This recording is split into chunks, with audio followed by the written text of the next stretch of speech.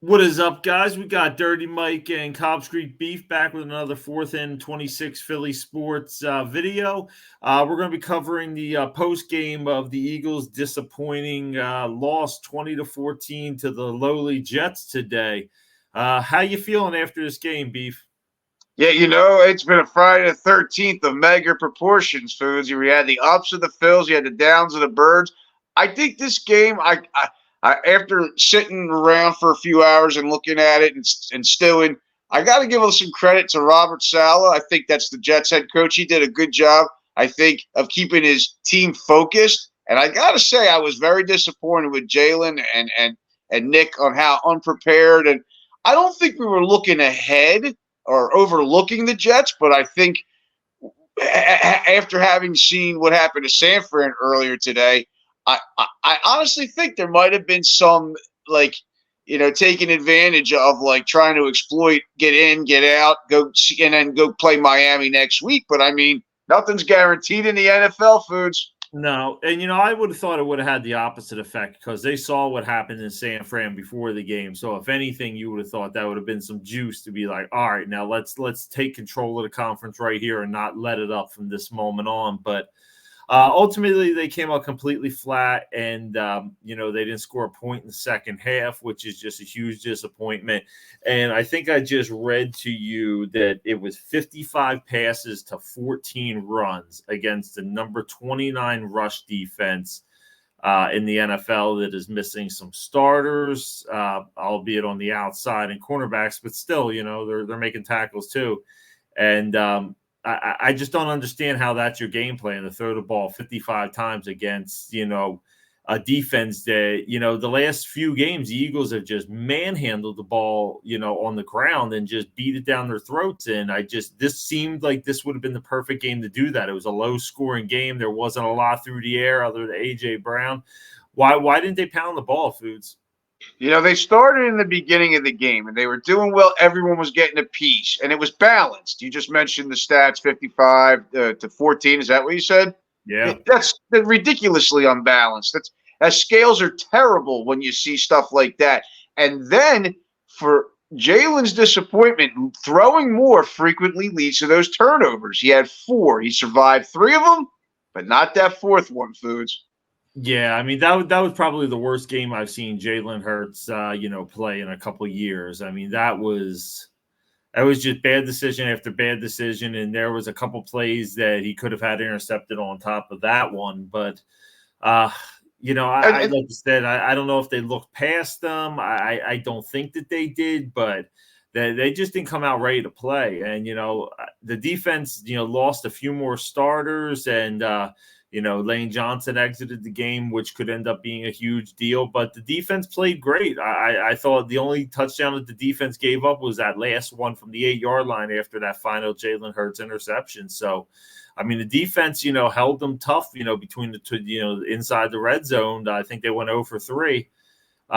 Made now 1 for 4 because they got that last one that counted as red zone. But the defense played great, and they gave them more than an opportunity to win. But that was about the flattest I've seen the Eagles' offense all year. Yeah, and I gotta give credit to the Jets defense. They played too high with the cover. They were in zone all day, and they were patient. You think that Jalen would by now be able to pick that apart, but they were stacking the boxes, showing some weird looks. They obviously, like you said, with Driscoll in and they were trying to go to 12 personnel, give us some extra protection, but they were penetrating and uncharacteristic drops by Devontae late in the game also really killed them. Of course, Jake had to miss the one goddamn field goal. That was a short one too. It was just an odd Friday 13th, and I think that Jalen can use this. This is kind of what they need. They need a little bit of an ass whooping and a wake-up call because these last 5 games beforehand, they were doing well. They were doing well on offense. They were doing well on defense. Now, you said defense did great this game, and I agree. But you can't rely on your defense, trying to, cause 0 for 3 in the red zone and reduce them to field goals. That's awesome, but it ain't going to work all the time. And especially with better teams coming up, in Miami, you ain't going to be able to do that next week. I need to see at least you said no points in the second half. They need to get more points in the second half than they do in the first half next week. I'll compare the end of this game to game 2 of the Philly Braves series. How when Castellanos hit the ball that was caught against the wall and Bryce got doubled off real quick and the game was over, before you knew it. I didn't at any point really feel the Eagles were going to lose this game. I resigned to the fact, all right, it's going to be an ugly win. Let's get out of this 6-0, maybe try to make some adjustments for next week and let's see where we're at. But, when he threw that interception that, just lost them the game, it just happened so fast. I didn't even have time to process. Like, wow, we're going to lose this game. And I was telling you off air that even that last drive where they were down by 6, got the ball with 1:40 left, 2 timeouts, I thought, maybe they're just, waiting to this moment to come through. But this isn't the same Eagles team as last year. I think we really have to, bury that idea that this is that same team and this is a flawed team. Last year we really didn't have many injuries. We went to the Super Bowl with all 22 starters from opening day. This year it's just been injury after injury after injury, and I feel like it's finally, catching up to them. Definitely, and it couldn't have been at a worse time. I mean, when you got – I saw that Washington won earlier today. Now we play them next week after the Dolphins, yeah. And we go down there. Now, hopefully, we'll travel well down there, so no problem. Now that stadium's a shithole anyway, no problem. Whatever. But we got Miami coming here. Now, I'm so glad we're not going to Miami because they're just beasts right now. I mean, honestly. Excluding the Patriots, the AFC East is great this year. They really are. Yeah, it is. I mean, they're doing well. We got the Dolphins coming in. We go to Washington. Then we got the Cowboys come in. And then we got our bye week after the Cowboys matchup. So we got, 3 games before we had our bye week. And, at this point, it's not like we have a bunch of people on, out for the season.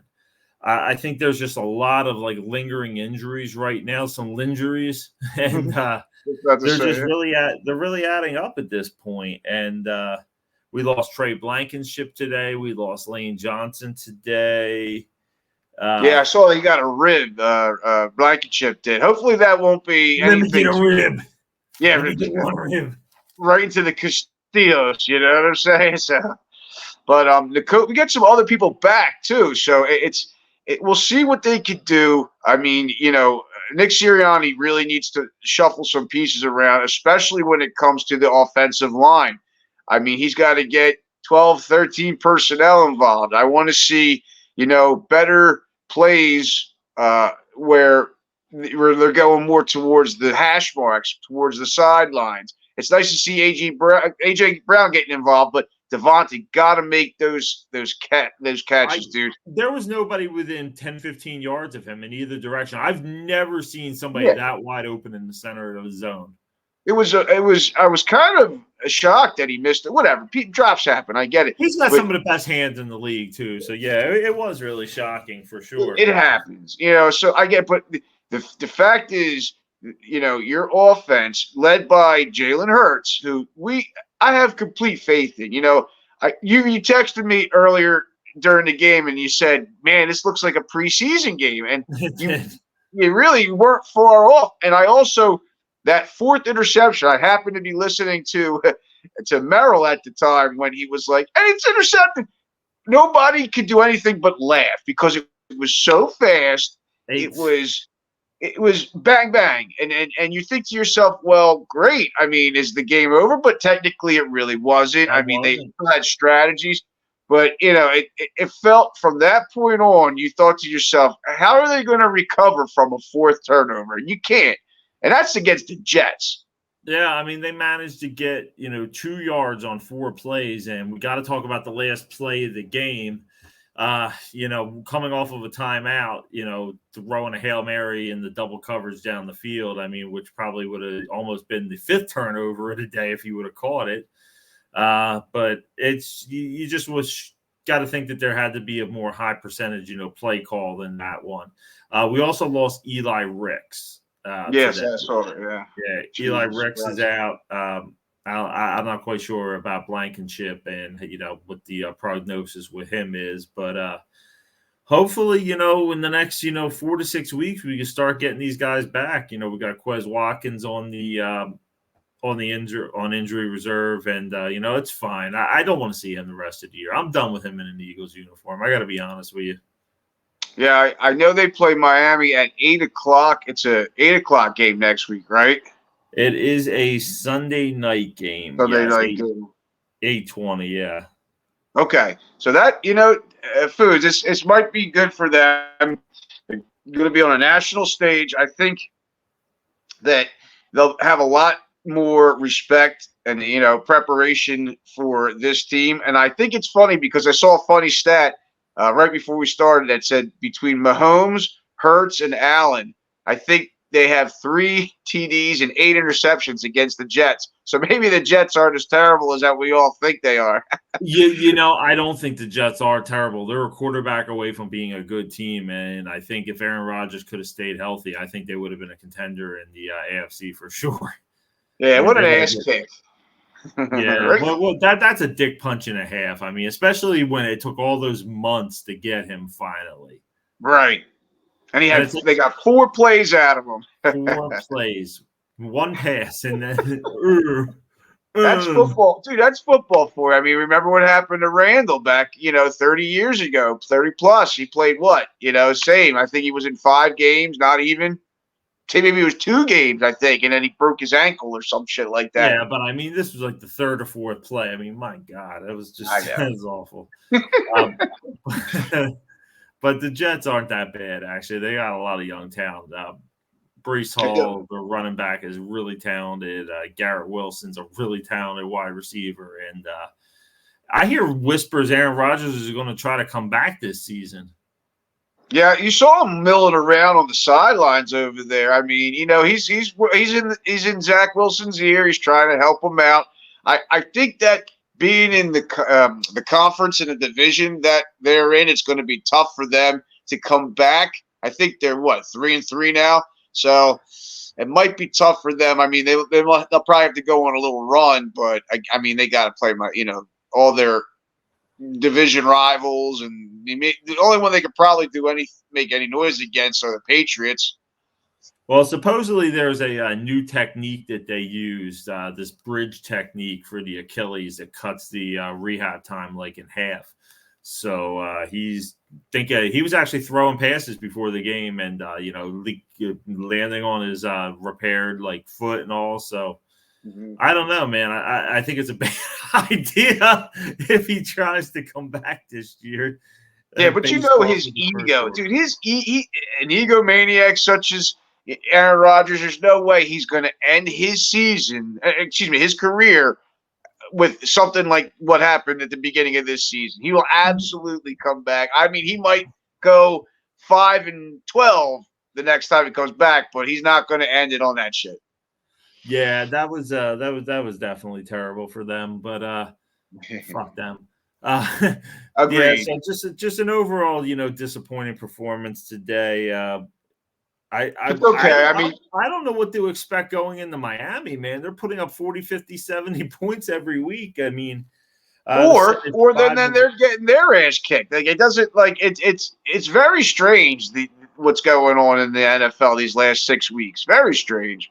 Yeah, but I mean, they have the type of lineup that can really, really exploit our deficiencies, being as shorthanded in the secondary as we are with, Tyreek Hill and Jalen Waddle. That's yeah, you're right. And 2 things are going for us. It's at home, and I know they're going to start running that ball a lot more coming next week. They're going to have to run the ball next week. This is going to have to be a ball control game. Keep it out of their hands, and and they can win it. Yeah, they can win it, absolutely, but not the way they played. I'm looking through the teams in the league right here that they could have beat with today's performance, and there's maybe a couple teams that they could have, beaten. But you look at some of the teams that they've beaten early in the season, New England, you see them, they struggle with them a little bit. And, you see them getting blown out left and right this year. Viking. The Vikings, Washington, barely struggled to get past them and, getting blown out. And I don't know, man. I think we have to kind of come to the realization that this team is definitely not as good as the team last season for whatever reason, and I don't necessarily even think it's on the defensive side of the ball, which, we expected it to kind of be with the turnover. I think it's on the offensive side of the ball. And the only difference that I can really truly see is the offensive coordinator. Because, we got rid of Booby, but I think Swift is an upgrade over Miles Sanders. You got the same tight end room. You got the same wide receivers pretty much. What's the difference? Well, I'll tell you one thing, and I'll give you, before we move on to the Phils, I'll give you this question. When do you think they're going to start looking at our O-line? Because our O-line's getting old. I think that's contributing. I mean, you just saw what happened with Lane going out, and as soon as Lane goes out, what happened? Didn't score one goddamn point. There was penetration ungodly. Like, and you would have think that would have been an adjustment they made. That okay, Lane's out. They're getting pressure every time we drop back to pass. Let's not pass it 55 times. Yeah, or maybe help Driscoll out. Help who else was? Jack Stoll was over there. Like, I'm just saying, like, running, and obviously some designs for Jalen. It was disappointing. There was no adjustments. I agree. Yeah. So I mean, I feel like there were definitely adjustments that could have been made because that was more than a winnable game. They lost the game. Yeah, they can't do that. Win the game. They lost this game completely, and we just hope that they don't bring this type of effort in next Sunday night, or they're going to get completely embarrassed and blown out at home, and then they're in trouble at that point. So on national TV. Yeah, I mean, the other teams will just smell blood in the water if you see somebody, put up like 50 points against the Birds and just scoring 14 points against the Jets. But yeah, all right, guys, that's going to be our coverage of the Eagles, post-game disappointment today. So now we're going to move on to a little bit more exciting of a topic. Red October here with the Fighting Phils. We had 3 days in a row here with the Eagles playing, and then game 1 and 2 of the LCS. And, the Eagles really shit the bed on us, man. I was really looking forward to this 3-day stretch of the Eagles just kicking it off with a victory and then just flying high into, the bank tomorrow night for the matchup. But how are you feeling now, less than 24 hours out? Knowing that we play the Diamondbacks, I think the Diamondbacks, again, team just like the Jets, don't overlook them. They have good pitching. They have decent hitting. I mean, you got Marte. There's some really good players over there. I mean, you got for pitching, you got Gallen. I think you got? Merrill Kelly's over there. There's some really decent players, but they're young. And I think that coming here, obviously, because we have home field advantage, is great. I think we travel well anyway, but I really am happy that it's in the bank starting now. You know what I'm saying? And I agree. Yeah, I think that as long as everyone's healthy, and I know we saw Bryce get clipped, get his elbow clipped at the other day. We were all, a little bit. That'll open your nostrils, as they say in the military. So you got to keep an eye out and remember that this team is, I don't want to say fragile, but they're put together so well that I don't want anything to mess with their chemistry. So knowing that they have to go 8 more wins to win the series, to get to the banner and get to November, I think they could do it. I think that Topper's the right guy because he is, a pitching matchup genius when it comes to adjustments later in the game, and just, ride that hitting and don't be afraid to be aggressive. I don't care that Bryce got thrown out, doubled up. It did something at the end of the game like that. Keep it going, because that's what got them a lot of runs in the race series, being aggressive. Keep it aggressive. when you got 2 outs, steal second base, so you get in scoring position. Then you can get a base hit with 2 outs, manufacture a run.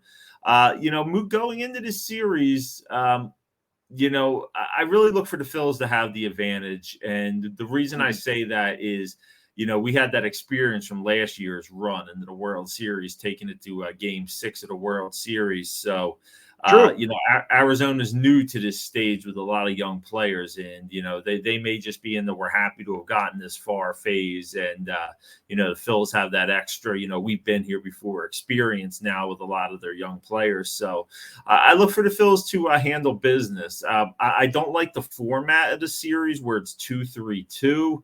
Definitely opens up to getting a game stolen at home and then having 3 games on the road. That can kind of dig in a hole. But I don't think Arizona has the depth of pitching to compete with the Phillies bats. And, this is going to be a series where you're going to have to put 4 bodies out to the mound separately for starters.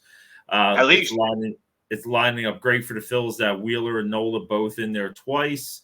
I look for the Phils to finish this off in 5 games. I don't have the same fear level I do with Atlanta.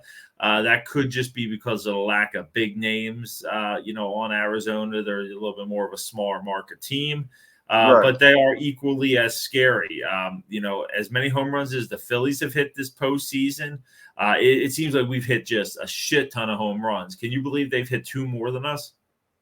And I mean, roughly the same amount of wins and everything. I mean, it was like around 90, So again, nothing to overlook. And I'm even looking at, I know I shouldn't say it because I just said I'm not overlooking, but I'm even looking at some of the AL games. I saw that the Rangers were winning. Are they still winning? 2-0 in the 8th. And, so and I'm looking at everything. And Arizona had 84 wins. Okay, all right. They're not terrible. 6 ahead, but it doesn't matter once the playoffs start. Yeah, but, I mean, they're in the championship series. Who cares? Yeah, so, this is the first time, I think, ever that the top 5 records in baseball, none of them have made any of the championship series. It's funny, too, because the LA, for example, haven't done it for a few seasons. So is it the format of the playoffs beginning, or is it just the teams need to improve once they start the playoffs? I leave it to you to answer. Yeah, a lot of people around the league and, around the Phillies office certainly believe that the Phillies are kind of built for the playoffs. Kind of one of those, let's just get in any way we can. And then once we're in, we have a team that's built to, compete to get to the World Series. And they do. They hit a ton of home runs. And what's different from the team than last year is that when the home runs aren't, flying out of the park, they can generate runs with small ball. The Phillies did not do that last year, evidence of getting no hit in the World Series. And it seemed like every time they went against an elite pitcher, they just nothing, 1-2 hits. And it was so hit and miss last postseason. And eventually the pitching and the bats fell silent. But this team's built a lot different, I feel like. This is a better team than last year. Yeah, they weren't going for slugging percentage last year. I think one of the things this year that started to disappoint me is the amount of people they're leaving on base. Foods. You can't leave. Yeah. It's like a precinct. It's like a precinct of people. Like you can't. Yeah, it's a lot. Yeah, you can't. It was like 11, 12. If you're leaving a dozen on, that's going to come back to bite you in the ass. You can't not, like I said, be aggressive. We already said that, but also treat, your middle relief well. I think we kind of stretched them a little bit in this last series with the Braves, which is fine as long as we were able to get them through, which they did. And it was funny because everything in this series pretty much mirrored everything that happened last year. Did. And exactly. Almost to the letter, except when this time it was Rojas that was switched that made the catch where Acuna watched it hit the wall, skitter back in, and then he missed it for that inside the park home run. It was amazing how everything just kind of went the same way as it did last year. And it's good to be on the opposite side of the rivalry. I kind of feel like this is like the baseball equivalent of the Sixers-Celtics rivalry. Maybe not quite there yet, but We'll it talk just about that seems. later. Yeah, we'll Yeah. talk about that later. I think we've already lost to them twice this preseason. I mean, we can't beat them preseason, regular season, or postseason. So it's good to be on the other side of that with a team. We're completely in the Braves' heads, and doesn't matter what position we finish in or they finish in. They know if they meet us, they've never beaten us. And as a side note, this was the first time the Jets ever beat the Eagles too.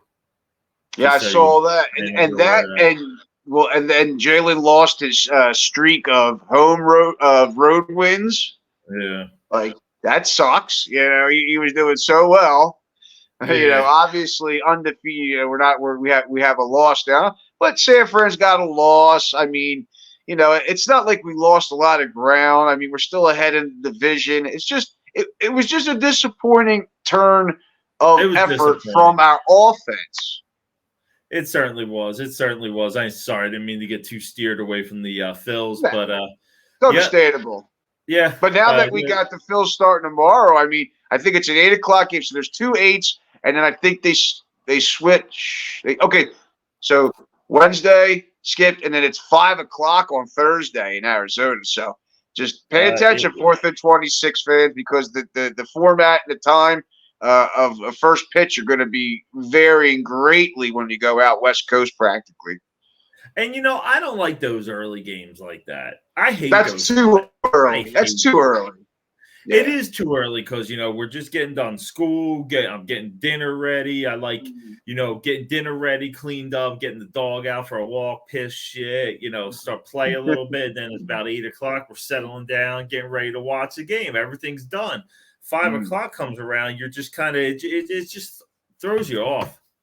Yeah, it's like one of those things that you could do on the weekends, but the weekdays it's a little strange. It's odd. Yeah, I mean, give me a Sunday 5:07 game or a Saturday. That's fine because we've had all Saturday to kind of prep for it. But throw it in on a Thursday 5:07. That's stupid. Friday is an 8:07 game, though. Right. Okay. All right. Well, there you go. Then at least, and I know they skip Saturday, and then I think it's skip. No, they actually play Saturday. They play Thursday, Sunday, Saturday, right? And then skip Sunday. Then Sunday's a travel day, and then back to Philly for game 6 and 7 Monday and Tuesday of next week. So hopefully we won't need it. Hopefully we won't need it. Hopefully this will get wrapped up in Arizona. And I think side note, you said you had let us with the Eagles nice little tidbit. I'll give you a nice little Phillies tidbit. I don't think we've ever played a game 7 in the playoffs for the Phils. Have you? Can you remember any game 7s? Any deciding games? 5s, 7s? I don't think we have. Foods. I 4th and 26. Look it up. I mean, we'll do our research for the next pod. I'm almost 100% sure the Phils have no. I know the Flyers have played. I know Sixers have. Obviously, we've seen the Sixers choke away game 7s, but I don't think the Phils ever played a game 7 in the playoffs. Like, let me rephrase. Right. A deciding game. Yeah. Okay, so there have been 136 seasons of baseball in the history of the Phillies franchise. Nice. Wow, this is sad. Only 14 of which have resulted in a postseason appearance. None has ever resulted in a Phillies participating in a game 7. Well, there you go. So that's cool. I mean, that tells you good. We either get it done early or we exit early. Let's put this into a little bit of perspective, guys. The Phillies started, I believe, in like 1886. And so let's say they've made the playoffs 14 times in 136 years. Let's remember some of those just in our lifetime, because if you think about it, the Phillies are the losingest franchise in the history of sports. They made it in 93, and I think they might have made it another year, like around like 92 or 94. And then, you had the years from, 06 to 11, where they made the playoffs a handful of times. So you figure that's at least 5 or 6, playoff appearances right there. So you're telling me in the first, 100+ years, they only made the postseason 8 times. There Yeah, was I mean, lean years, Foods. they were shit in the '60s. You remember, like they coughed it up a couple times in the '60s with that tremendous meltdown on like '64. I think they had something like Yeah, that. Yeah. So I mean, they did have more meltdowns than anything else. But I mean, we got luckier. I mean, we were each born in 1980, so we don't really quite remember. But I mean, in the '80s they were doing well, and then late '80s it was shit. '90s, after their run in '93, and then they had the strike. We didn't see any good baseball for like almost 10 fucking years. Excuse my language, 4th and 26th. But it's getting late, and I'm getting punchy. I'll tell you, man, I'm looking at some of their decades here. Yeah, yeah. And we'll Jesus, man. I mean, we'll start back at like 1920. Well, I'll give you some win percentages from 1919. 343, 405, 331, 373, 325, 364, 444, 384, 331, 283. That's a team that won 43 and 109. 464, 337, 429, 506, 395, 376, 418, 351, 399, 300 even, 298, 327, 279, 278, 416, 399, 299. That takes us from 1919 just through 1945. Not one over 500. Not one season. No. And then, where there were some stretches in the late 70s to early 80s where they were good. But, I mean, aside from, like, stretches, like in the 60s for a few years, late 70s, early 80s, early 90s, late 2008, mid-2000s, and then this team, that's only about maybe 5 pockets of teams that have ever been any good, and then about 100 seasons of just complete and utter garbage. Yeah, so we're living in a nice little corner. We're blowing a horn of plenty out here. We are spoiled in that we're actually getting to see some good Phillies baseball in our lifetime. I mean, think of the Philly fans in the early 1900s that for their entire lifetime they sucked. I mean, not just for a couple seasons or rebuilding, their entire lifetime they sucked. Yeah, and you saw the same players for years because, I mean, there was no free agency. There was barely trades. There was no, like send them across the country. No problem. I'll take this and you're drafted. I mean, they didn't do shit like that back in the '40s. And, they were barely, they barely cooked their food without boiling it. So what the fuck? All right, let's see. Here's something for you. From 1916, here's some perspective for you. So from 1916 through 1950, they only finished in first place in their division one time in 1950. Jesus God. It's like almost 40 years, dude. And then from 1950, it took till 1976 till the team started, winning the NL East 3 in a row. But I mean, you're talking that is one first place finish in the division from 1916 up to 1976. 60 years. That's a lifetime. Yeah. So, I mean, just look at the years that we're living in now. This is such a likable team. They have young talent that they got lucky on. They got veterans. It's just a great mix, Foods. And, it's kind of weird going into this with home field advantage and, not being the underdog. But, they are the favorites to win this. And I look for the Phillies to take care of business. I'm going to ask you one final question before we get out of here. I know your phone's just about dead. Finish this sentence for me. The Phillies will win this series if